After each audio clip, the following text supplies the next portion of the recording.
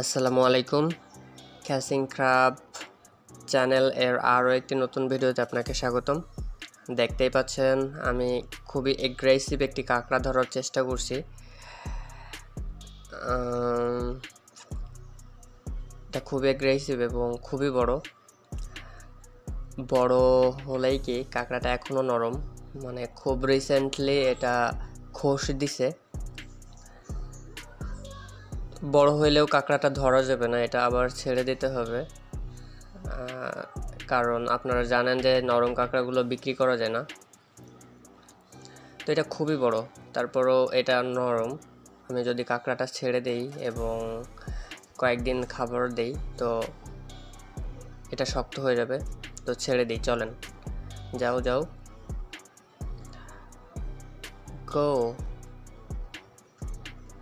see you again bro, tata, bye bye. ও চলে যাবে, এক্ষুনি চলে যাবে, এই যে টাটা।